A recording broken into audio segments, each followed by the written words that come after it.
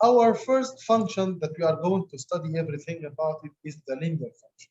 And as I told you before, linear function is a function of first degree, or we can simply write it as f of x is equal mx plus 1. If you remember, m is the gradient or the slope of the straight line, and b is the y-intercept.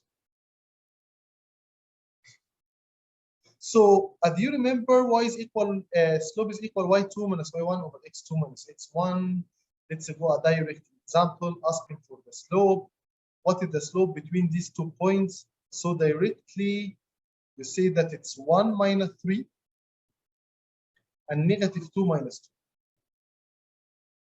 So it's negative 2 over negative 4. By cancel the negative, so it's 2 over 4, which can be simplified to be half after dividing each term by 2. So directly, if I have 2 points and I wanted to find the slope by using the rule y2 minus y1 over x2 minus x1.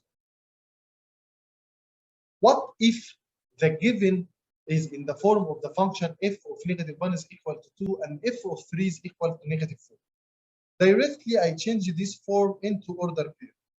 So negative 1 is with 2 and 3 is with negative 4. How I can find the slope? So negative 4 minus 2 over 3 minus negative 1. So it's negative 6 over 4, which is equal to negative 3 over 2. So notice that if I have a function equal to number, I can write it as order. Number 3, I have a given table and I wanted to find the slope. So you can decide any 2 points, any 2 points. For example, I'm going to take this order pair. So negative 1 is negative 4. And let's take this order pair, 2 and 2. So the slope is 2 minus negative 4, 2 minus, and don't forget minus, because we're going to change it to positive, over 2 minus negative 1, which is going to be 2 plus 1. So it's 6 over 3, which is equal to 2. Another method, from 0 to 2, you add 2. From 1 to 2, you add 1. And 2 over 1 is equal to 2. And you can use it if you are smart enough or you have a self-confidence, a big self-confidence in your steps of work. So directly, again, from 0 to 2, I add positive 2. From 1 to 2, I add positive 1. So 2 over 1 is the slope. Let me remind you that we have 4 kinds of slope. If the straight line is rising from left to right, rising up, the slope is positive. But if the straight line is moving down from left to right, moving down, the slope is negative. In case of a horizontal line, the slope is 0, and horizontal, it means parallel to the x-axis. And in this case, the equation of the straight line is y equal. For example, y is equal 2, y is equal negative 3, y is equal 5. And finally, if the straight line is a vertical line, and in this case, the slope is undefined. I don't have a slope. And the equation is x is equal this number. For example, if this number is 2, so x is equal to 2. This number is 3, so x is equal to 3. If this number is negative, so x is equal to negative. So I have 4 kinds of slope. The slope could be positive value, integer, rational, fraction, decimal, but a positive value, or negative, 0, and undefined. I have represented for you how to find the slope if the given is 2 points. But for any SAT questions, if the straight line is graphed, and you have the graph of the straight line, you are going to find the slope by plotting 2 points and find the value of rising over run. Rise over run.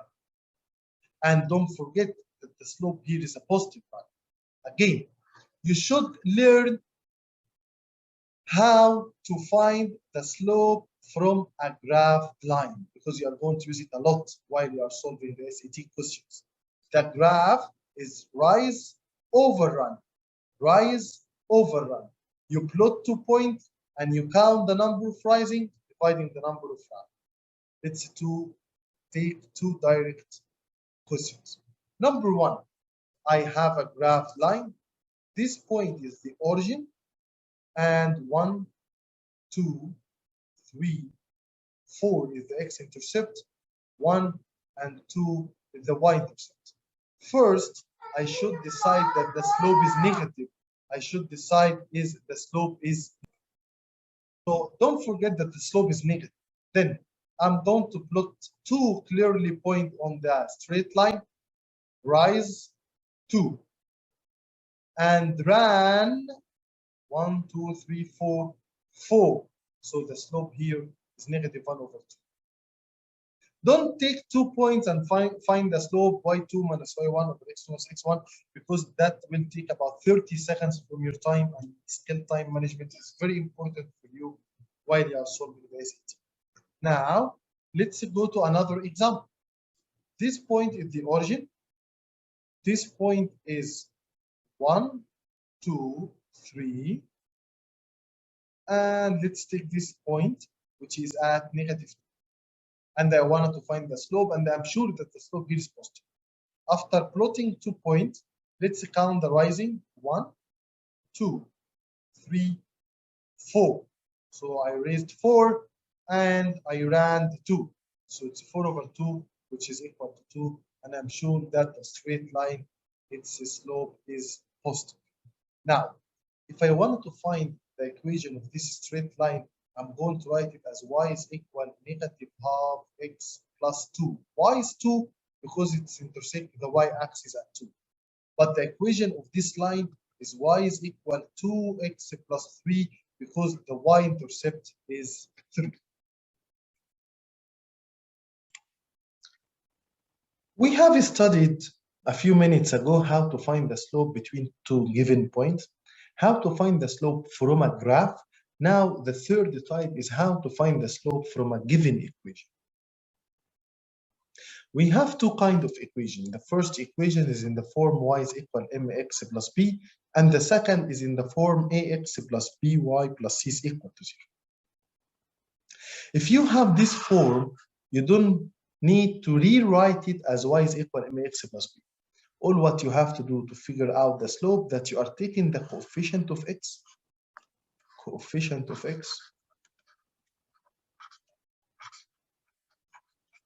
and you change its sign. If it's positive, you change it into negative, additive inverse, and you divide the value by coefficient of y. But if the equation is a form y is equal to mx plus b, so directly the slope is the coefficient of x, which is equal to m. And notice that arranging of the equation is very important. You should arrange the equation first. Y-intercept, I mean the point that intersect the y-axis, the point that intersect the y-axis. For example, find the slope and the y-intercept of the following equation. So in each one of them, I'm going to write what is the slope, what is the y-intercept. But it's important for me to figure out the slope. It's very important to figure out the slope, not the y-intercept.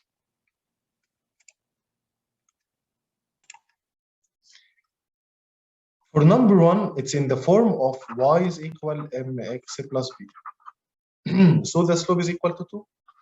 The y-intercept is 1. For number 2, the slope is negative 3. The y-intercept is equal to negative 2. For number 3, the slope is 2 over 3, and the y-intercept is 0. It means that this straight line passes through the point 0 and 0. So if I don't have b, it means that this straight line passing through the origin. Number 4, the equation is y is equal negative 3. y is equal -3 is a straight line.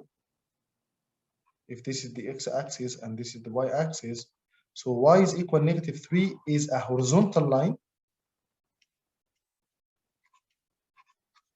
and it's parallel to the x-axis, so the slope is equal to 0.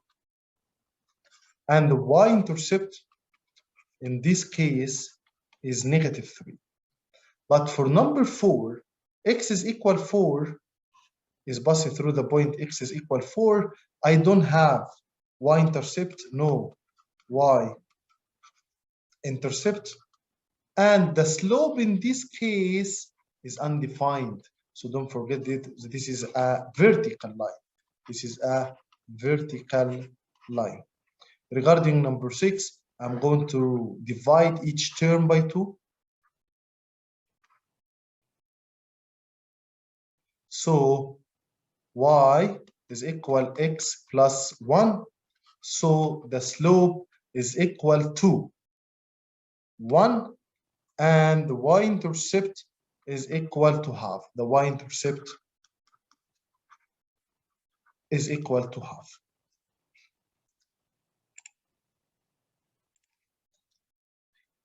Find the slope and the y-intercept of the following straight line, and as we can see, the form of this equation is a bit different. For number 7, I need to rewrite it, the equation, by dividing each term by -3. So the equation y is equal to 2/3x plus, because negative by negative is positive, 5/3. So it's clear for me that the slope is 2/3. And the y-intercept is 5/3.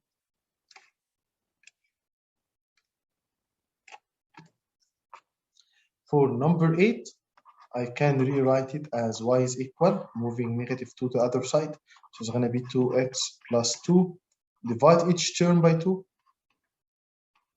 So y is equal x plus 1. So the slope is 1, and the y-intercept is 1. For number 9, I prefer to use the rule that the slope is equal negative coefficient of x divided the coefficient of y. So it's negative. What is the coefficient of x? Coefficient of x is 2/7. What the coefficient of y? Coefficient of y is 1/5. So it's -2 multiplied by 5/7 times 1. So it's -10/7. If you don't know how to solve this one, you can rewrite it as -2/7 divided 1/5. Later, this change into fraction, find the reciprocal of 1/5, change from division to multiplication. -2 by 5 is -10, 1 by 7 is 7. So it's -10/7. Now, I have 3 relations between two straight lines. I have two straight lines which is never intersect, they are parallel, or two straight lines which are intersect, and two straight lines which are intersect at a right angle. So parallel, intersect, and we are not going to study the intersect because these two simultaneous equation, or two straight lines intersect at right angle. And I'm going to study the relation between their slope. The first one, if the two lines are parallel, so they have the same slope.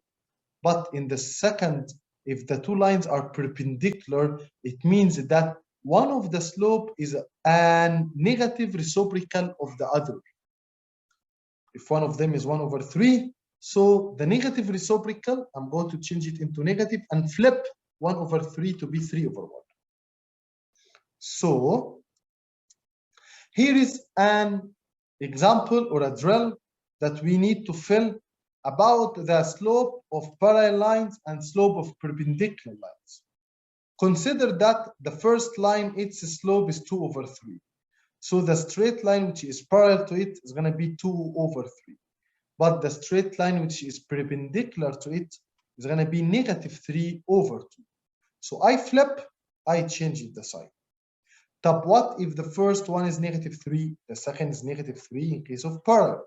But in case of perpendicular, it's going to be 1/3, as we can rewrite -3 as -3/1. So I flip and I change the sign. But what about -1/3? It's -1/3. But what about the perpendicular? It's 3.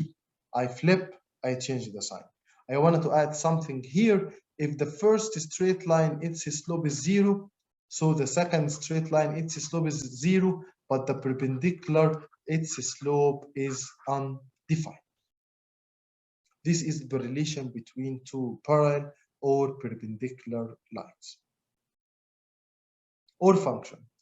Now, in our real life application, it's very important to understand if you have a function f of x is equal mx plus b, or you have equation y is equal mx plus b, each increasing of x with 1 will make change of y with m, and each decreasing with x with 1 will make a change of y with m. What does it mean? It means that, for example, if y or f of x is a charge 20 per hour plus 50 as a constant amount for renting a car. Again, you are going to rent a car. The price to rent this car is 50 as a constant fee or initial value. So B here, we don't say that B is a y-intercept. No, we say that B here is an initial value. You are going to pay 50. Then for every kilometers or every hour you are going to drive this car, you are going to pay 20. So for every increase of x with 1, and if I increase the kilometers from 1 to 2, or the number of kilometers from 3 to 4, the number of kilometers hour increased by 1, the value of y is increased by the slope. So the value of slope is 20. For example, if you're going to rent this car for 1 hour, you are going to pay 70 at x is equal 1. 50 and 1 hour for 20. But if you are going to rent this car for 2 hours, y will be 90. 20 times 2 plus 50. So with each increase of x1, the value of y increased by m. And every decrease with m1, the value of m decreased by m. Something else, with each increase with y, which is here 20, with every increase of y is 1, the value of x increased by 1 over m, reciprocal of the slope, reciprocal of the slope. And every decrease with y1, x decrease with the reciprocal of the slope. This is very important for the real life application that we figured it out or we find in SAT questions. So 50 considered as initial value or a constant value or a first payment or a first fees for using a surface, but 20 represented the rate of a change, rate of change. This is about the linear function.